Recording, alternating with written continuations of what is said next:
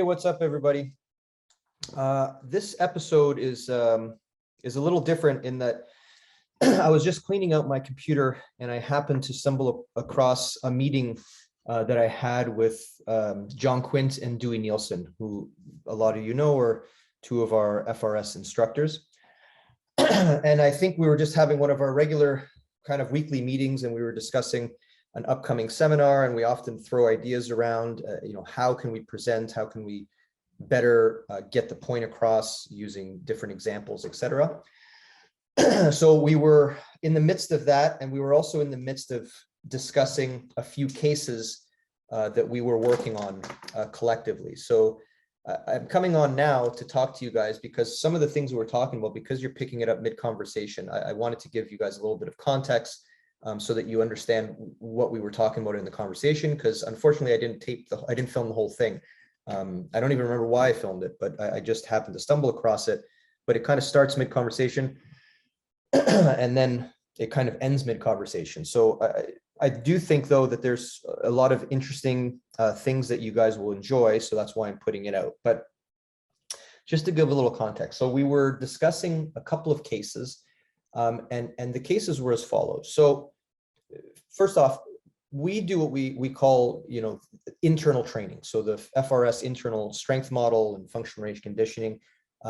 There's a difference between what we do and what we refer to as the standard model. And just to quickly discuss, in the standard model, or what we call the standard model, we're referring to exercises that are done, named exercises that people tend to know. And if you think about it, why do you know what an exercise is? You know that because somewhere along the line, someone consciously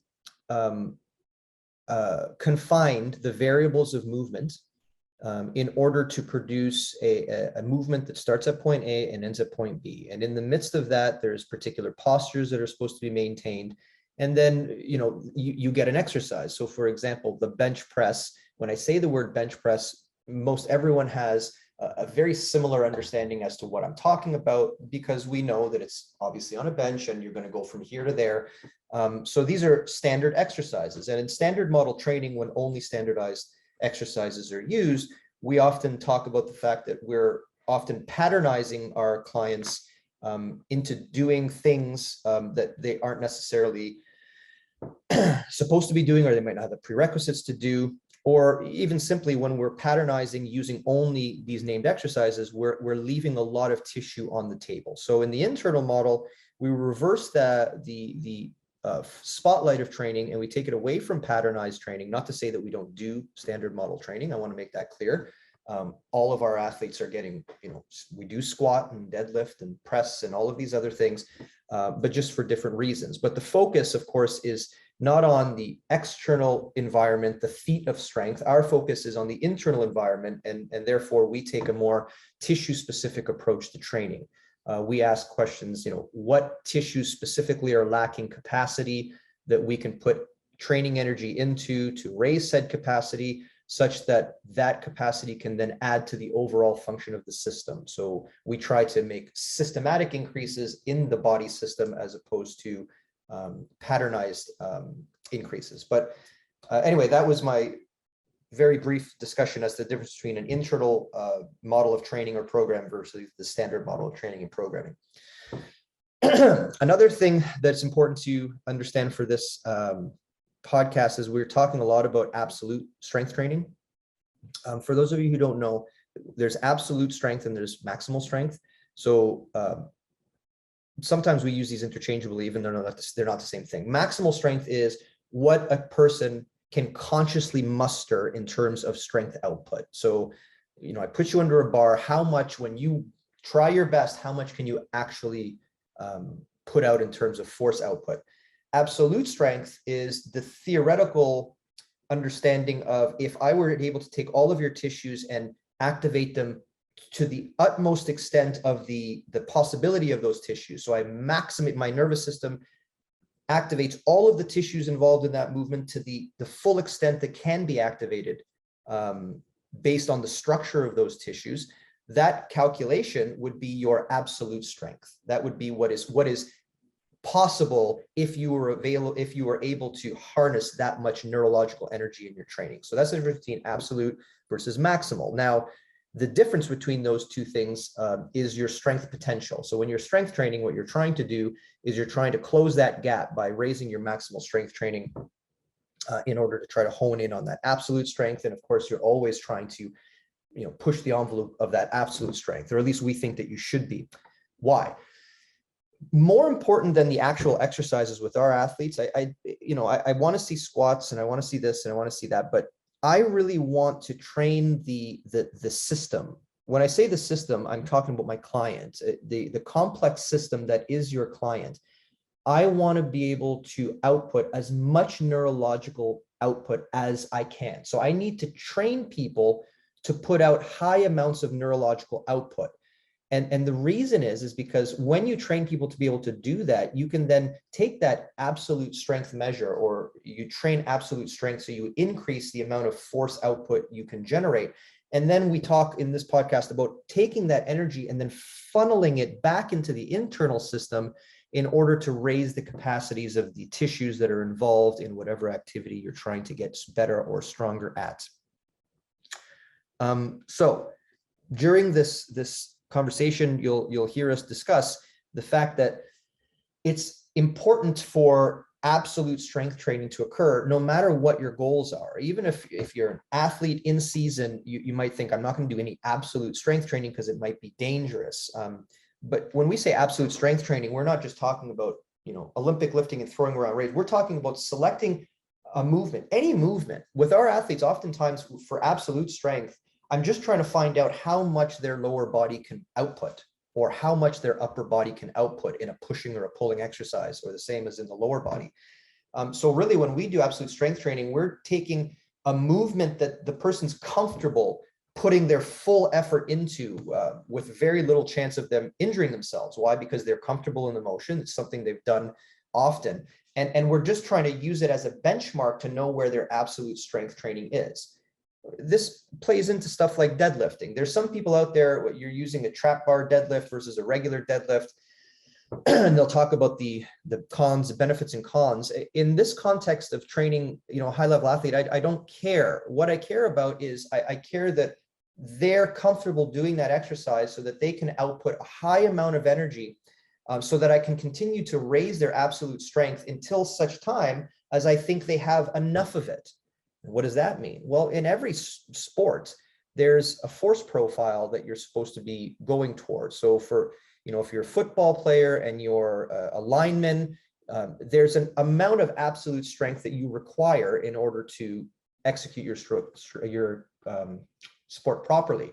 But there is a number, meaning that you can spend way too much time increasing these absolute strength measures, which otherwise could have been spent in the internal system, building the system to be more robust. But you have to know that number. So, for example, if you're a Jiu Jitsu player, you're going to have to control your own body weight plus the body weight of someone else. So this is not exactly, obviously there's more math to it, but this is roughly how you determine how much strength you need in a particular region of the body. And then in our training, we'll often take that absolute strength measure and kind of linchpin that, and then take the energy production or the ability to produce energy that you harnessed while doing that absolute strength training, and then we try to funnel it back into the system, so that we can get better signals to all of the tissues of the body that we're trying to train. I hope I didn't confuse things there, but there you go. So we talk a lot about absolute strength training, the need to decide what absolute strength measures are needed, and then not wasting time going too high, but linchpinning those amounts. By linchpinning, we mean reducing the volume, or there's a difference between training for absolute strength and then holding absolute strength. So we talk in the podcast about getting to that absolute strength measure, but then reducing the amount of volume spent training for that absolute strength, but reducing the volume to an area where you can maintain that absolute strength while you're funneling the energies into other areas of the body. What else should we talk about? We also talk about GPP, and if you've ever heard me lecture at a seminar, you know that I don't consider GPP in the same way that many others do. GPP stands for General Physical Preparedness. In standard model thinking, that usually refers to, you need to maintain some level of balance and flexibility and strength and, the ability to push and the ability to pull. I think GPP should be considered at a deeper level, more at a cellular or tissue level, whereby you make decisions that you need a certain amount of connective tissue load-bearing capacity, and you need a certain amount of muscular tissue at particular speeds. We talk a little bit about that, about the differences in GPP. I think I'm going to do a whole podcast on my beliefs or my thoughts on GPP and where we're going wrong there. But just to give you some context, another part I talk about is the work order of training, and it's just I just say it and then we go to another topic. What I mean by the work order is, in the standard model of training, we have these exercises, but the order at which people do the exercises is often very randomized. In our system, we tend to order the exercise based on the evolutionary way that the tissues were actually developed. So, there's tissues closer to the core of the body or closer to the central nervous system, and tissues farther away. And because there's a difference in distance, neurological information is spatially constrained, so that stuff that's closer to the central nervous system reaches the central nervous system quicker versus stuff that's further out. And we kind of use that idea, and we train from an inside to out perspective, in order that each exercise that we select builds on the one prior to it. A lot of people talk about post-activation potentiation, where one exercise is able to harness more out of the next exercise, but they only think about it from a patternized perspective, whereas we're taking the body and how it sees itself, and we're mimicking the work order in terms of how the body processes it, spatial and sensory information. So when we're talking about work order, that's what I'm talking about there. We talk a little bit about volume and how to rip out volume from someone's program. Oh, sorry, I was going to tell you, we also, there's two cases that we're discussing. So with that background information, the two cases are, there's one case where the person that we were programming for has been internally strength training for quite some time, but they've spent very little time in absolute strength training. So we talk about the importance of, flipping the switch, so to speak. When you're programming someone, you're trying to find out what they need. And often the things that are untrained in that client, that's where most of the potential is. So in this client, he had a good amount of internal capacities, but he had very little experience with absolute strength training. That means the amount of intensity into the exercises has never been trained to be at a high level. So what we had to do with that client is we had to reverse the role, and we had to decrease the amount of internal training and increase the amount of absolute strength training. And then we talk about the reverse of that, which is mostly the case where people have never been internally strength trained, and they might have only been, standardized strength training. That person, they might not have also been doing absolute strength training, because a lot of people, when they train, they kind of take that middle ground of intensity. They never hit the extremely high levels of intensity, because they think they can get what they need in the middle level. But what you actually need from high intensity training is the intensity. So when someone has kind of always done standardized middle ground, 3x5 or 3 sets of 10, kind of random number type training, they don't hit those intensity levels. So they're never pushing that envelope. So we're really talking about the balance between absolute strength training and internal strength training, and how to make the decision as to where to spend most of your time. There's another case we talk about I believe it's a Jiu Jitsu athlete, and we talk about, they have a bad knee, and how that when someone comes to you and they want to train and become stronger, but they also have these problems to deal with, how are you able to increase all of their strength, but change the focus of the exercises from the standard model of patternized exercises, but actually specifically training the knee? So in other words, how do we keep the intensity levels and the energy levels at a place where we can improve the athlete, but also focus the energy or funnel the training into the actual problems they have, so that those problems are dealt with as we're building strength simultaneously. So we talk a lot about that. We talk about volume. how to strip volume out. John talks about what he refers to as the training delusion, whereby people work hard, but if you break down specifically what they're actually doing, they're not accomplishing much because their energies are being scattered and they're not being honed. I think that would pretty much do it. So anyway, I hope you guys get something out of this particular episode. It's just a short little conversation that I had. And now with that background information, hopefully you'll enjoy. So with that, I will end my intro and put you into our conversation. So, and that's the thing, is they're trying to plug everything in at once. So realistically, if you want to make the largest effect, you would see what's not getting trained. When you have someone like the individual that we're talking about, high level of internal based training with no absolute strength training. That's why the absolute strength training gets put in. You put it in for, 3 to 5 weeks. Whenever accommodation hits in, you pull those numbers. Now you know how to program over time so that you can always train absolute strength, but you're not training absolute strength like you're an Olympic weightlifter, like you're a powerlifter at Westside Barbell. You're training absolute strength as needed, which technically, realistically, if we're at minimal effective dose and the training is on point, you're talking about one time every other week, possibly one time every 3 weeks. Mm-hmm. If you remove that, if you go, hey, I'm not training for any absolute strength, and we know that absolute strength is the critical strength for all other special strengths, which are these emergences, we know that we do have to train that essentially at all times. The frequency at which you train it is based off of your needs. And when you're talking about sports that are non-absolute strength or sports that are body weight relative strength sports, you're talking about training it literally every other week once you've acquired whatever strength level that is. So we've identified a few problems. The first problem is, and I feel like people get sensitive to this too when you talk to them about it, because when you actually say, show me your training, like, well, I do this, I do that. But the first problem that you said is that people are not systematically programming for in time.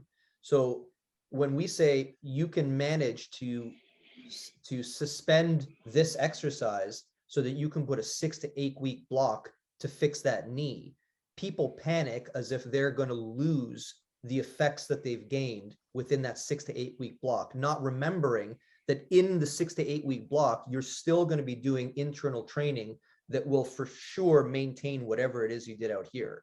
Like I'm getting a lot of people now, after we did the thing, they switched right to internal strength only. And then they're like, I can't believe that my numbers not only maintain, they actually increase. And I was like, well, right. Of course you should believe that. There's no reason you shouldn't believe that.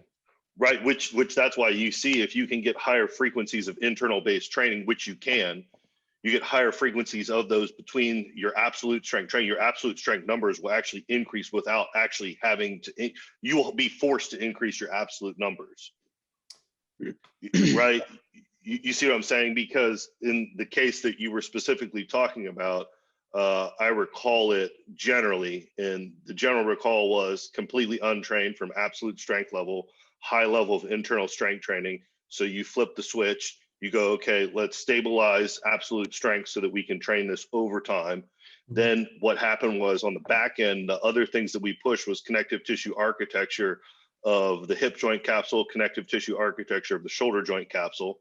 So those are pushed in parallel.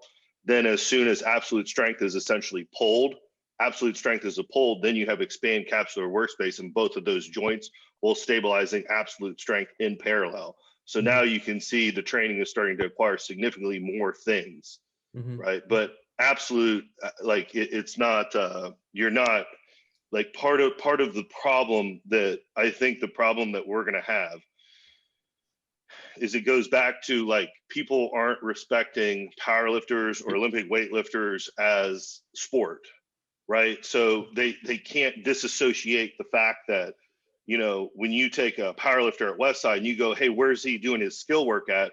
They don't understand that he's doing his skill work in conjunction with his training. On one day, they compress the two. And so this is where it becomes hard, because people think they have to do all these volume, but they don't have to do that volume. They have to do the training without the volume. They need to get the training stimulus without the volume.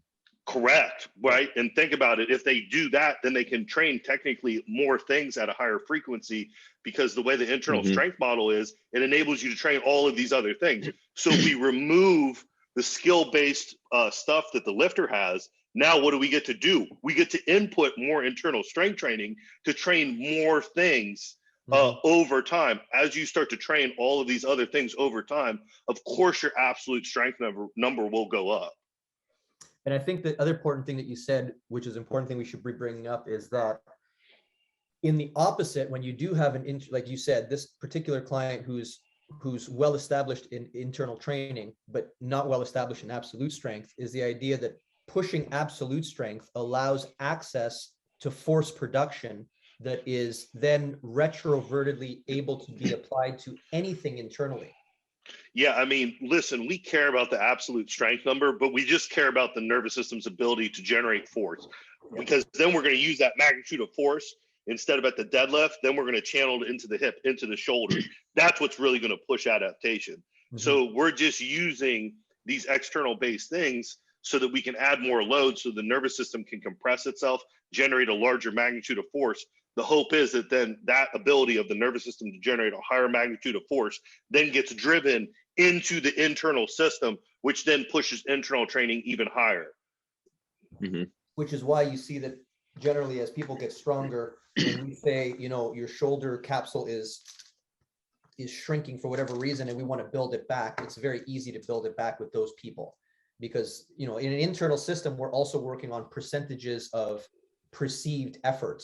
And if people don't know what real high effort is, and they just have their high effort, you know, just like people don't know what fatigue or what failure feels like in many cases, they associate fatigue with failure until you actually show them what that is. Yeah, correct. Let's pretend that we're just going, this is the other problem that they were having, is that if I look at the program they're doing, they just break out, okay, Mark needs knee work and he needs low back work. Then they program FRC work there and there. And then the rest of the training goes back to normal. Like the rest of the training is just adding other stuff in. Or they go, well, I'm not going to deal with the rest of your programming. I'm just going to program for your knee and for your back. That's the other thing that I see people doing. But if we go back to Mark, if we do the work that we say we're going to do, you can just tell them, you know what, for your goals, can you do a squat to 50%? Yes. Can you do push-ups? Awesome. Do like fucking 50 push-ups a night and 50 squats a night, and you'll be fine. Like, you know what I'm saying? Like, that'll get you where you want to be. There's nothing, what you're in your program, you're not going to get where you think you're going anyway. Yeah. And so like, this is the interesting part, because I truly think context is king, right? So when we look at Mark, right, we got a jiu-jitsu athlete, middle age, and we know that we do have to train some level of absolute strength, but you have knee issues, spine issues, prior surgeries, degeneration. So like that fact is telling us that he needs tissue-based training at those levels. Right. It also needs that he needs expanded space of that extremity, et cetera. So we know that we would have to, the training, you know, as soon as you start to create multiple days or whatever it is, you created a hierarchy. Something has to be number one on that hierarchy. What would be number one on that hierarchy? It would be knee. It would be that lower extremity. It would be that lumbar spine. You would do all the programming for that lumbar spine. After you see what type of work he needs, the frequency at which he needs that work, then what you would do is, if there's anything left, you would go, okay, where are we going to fit absolute strength in? Absolute strength would then go up to the upper body, but it would be actually number 3 on that chart. You would still be systematically training it, but it's not of importance, right? Then what would happen is, once you start to get indicators, what are indicators? Okay, hey, we got increase of hip joint workspace. We got increase of knee joint workspace, ankle joint workspace. We know the internal system is starting to expand. Okay, now maybe what we can do is we can lower that training in the frequency. And if he wants to push absolute strength, we still push absolute strength, but in the upper body. You see, you push that absolute strength until you hit a combination, you put the pin in, you continue to train that, you go right back into the knee. Now maybe because you built tissue, you want to change how that tissue behaves. load bearing capacity, except stuff like this. But that's how the model is designed to be used. And now you have the neural drive capacity with which to build those things. Right. So yeah. So that's the key indicator, right? Or that's the key point that we have to really articulate is, one, the absolute strength that we're building. We're trying to have the nervous system compress in a very short period of time, right? The ability to generate a large magnitude of force, because once it starts to have that capacity, what we're going to do is we're going to take that capacity and we're going to drive it into the knee. We're going to drive it into the low back. That's what we're doing. We're recycling. We don't give a fuck about how much absolute strength he is. Once he gets to a certain level, we just know the nervous system must be able to train that, must be able to maintain that capacity, so that then we can funnel it into the internal strength model. Because I think to fully understand this, we have to have the context of the individual. As soon as you get the context of the individual, now you can, like, it immediately shows you what it needs. And what the majority of people, you know, because I still practice, you know, in regards, like, immediately you see everybody needs what? Joint and tissue. Yes. Which immediately push you right into the internal model, which means that those are getting put to the top. The external stuff, which is exercise, not training, gets moved to the bottom, drastically reduced so that you can put this volume in. And then that volume, the internal stuff, you know, on the back end, that it is acquiring the tissue-based stuff. Why? Because of the maxims of strength and how it is, how the training work is constrained into those specific tissues, joint, muscle tissue, connective tissue, to start to acquire that. And then that's why you need accumulation phase with that, for sure. So, you know, but that's again the beauty of the internal model, right? You need accumulation. Well, think about it. If we wanted to, we could take 3-4 weeks, pull mark from external training, right? Know that we will lose a little bit, but it'll be minuscule and non-noticeable, right? And then be able to use all of that frequency into the internal model. Then we can then use the internal model and then lower the volume, then increase the external back end. But why? Once again, the external is degenerate, is so his nervous system can get a higher level of force generation so that we can drive it back into the internal system. The other option here to discuss is, at minimum, if we get to a point where we convince people that what they're doing seems to be random and you're not really programming your exercising, at the bare minimum, the system organizes your exercising. If you take nothing else and you just take that list of do this, then this, then this, then this, just to put it into some kind of order so that the body understands what's happening, even then you're going to like, let's say for someone like who has no real sport, they're in good shape, they used to have a sport, you know, they're strong, they just want to be healthy, they just want to feel good, they want to maintain themselves. Well, it's going to look the same. It's going to be dramatically skewed towards internal training, right? And then they can, like, let's take Dewey right now. If Dewey's real goal is endurance training now, Dewey's not going to get that much bigger with the training that he's doing. Like, it's not like you're gonna put on an amount of mass. It's not that you even care to put on that mass, but you would still want to maintain some kind of muscular strength. So in your case, you can be technically more lackadaisical with the programming, but you can't be lackadaisical with the programming of your endurance work. Because that is where the energies are being funneled. That's the hierarchy. You can say lackadaisical, but I think what you really mean is significantly less volume. Yes, that's what I mean. So you can compress it all into one day. It's not that it's lackadaisical, it's still training, but you're going to compress it into one day. He may do that day once every 10 days as needed. Once the athlete starts to understand what the training is starting to acquire from them, you're almost like as needed. You do it as needed. Yeah. Okay. But not the internal training. The internal training is continued. But it does. But even if you don't know what you're doing, as long as you maintain if you change your idea as to what your GPP is over time and what qualities you need to bring forward, you can't fuck this up at that point. Yeah. Right? Because just work in the order and you're going to hit capsules, you're going to hit your rotational tissues, You're going to hit your linear tissue. Like you're going to get all of these things without even just by running through the orders. You know what I'm saying? Yes. Yeah. I was just writing this down. It's like 3 things that people are missing here. Like they haven't identified anything of what someone needs in the first place. So therefore they have no intent. Therefore they can't create a hierarchy list. So you need to identify what someone needs, because identifying is an assessment. So that shows you what they need. And now you have an intent, and that's, you know, how you're going to get what they need. And then you have to create a hierarchy list off of that. And it's like, that's the 3 things people are missing. Like if you don't have a hierarchy list, what's the most important thing you need? But if you didn't identify, you don't know what you even need in the first place. Therefore, it just turns into this randomness of exercises. Because another thing that we get with regards to this programming is to go, well, I have this client and I mean, his ankle's messed up, his knees messed up, his elbows messed up, his shoulders messed up. It's like, well, and then they start programming all of those things in. So then what you see is they take workouts, because no one wants to sacrifice their workout, because God forbid you lose a little bit of tricep. So they take the workout and then you pile on more volume, but now the volume is just for the elbow, for the knee, for the spine, and for the shoulder. So now you have, again, you have these lists of workouts that are like 70 exercises deep. And you're like, what do you do for a living? Like, you just work out? Like, when are you doing all of this stuff? And I think that we need to do a better job of explaining that if you focus elsewhere, as long as you're maintaining the energies in the body accordingly, nothing is lost.